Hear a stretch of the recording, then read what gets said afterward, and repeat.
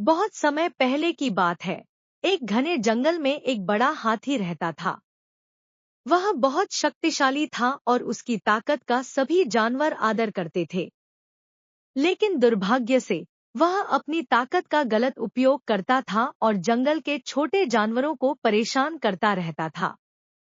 एक दिन हाथी ने खेल खेल में एक चींटी के घर को अपने पैरों तले कुचल दिया। चींटी बहुत गुस्से में आ गई और उसने सोचा, हाथी अपनी ताकत पर बहुत घमंड करता है, मुझे उसे सबक सिखाना चाहिए। चींटी ने योजना बनाई और अगले दिन हाथी के पास गई। उसने कहा, हाथी भाई, तुम इतने बड़े और शक्तिशाली हो, लेकिन अगर मैं तुम्हें हरा दूं तो? हाथी जोर से हंसने लगा और बोला, तुम, छोटी चींटी, मुझे हराओगी?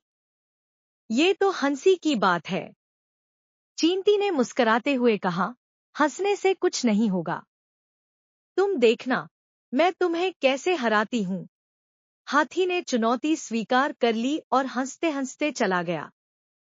अगले दिन चींटी ने हाथी के कान में जाकर जोर से काटा। हाथी दर्द से चिल्लाने लगा और इधर-उधर भागने लगा, लेकिन वह चींटी को नहीं देख पा रहा था। चींटी ने फिर से काटा और हाथी और ज्यादा परेशान हो गया। चींटी के छोटे-छोटे काटने ने हाथी को पूरी तरह से घबरा दिया।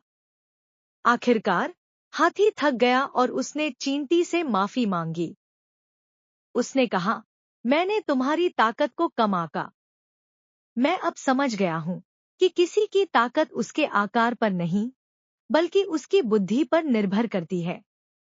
मैं वादा करता हूँ कि अब मैं कभी किसी को परेशान नहीं करूँगा।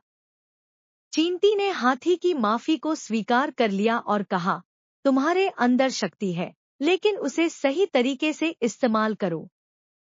हमेशा याद रखना कि दूसरों की मदद करना ही असली ताकत है।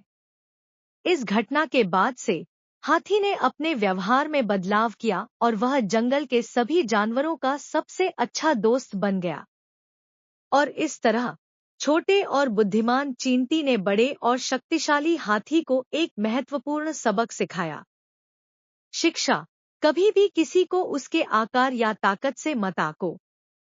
बुद्धि और समझदारी सबसे बड़ी ताकत होती है।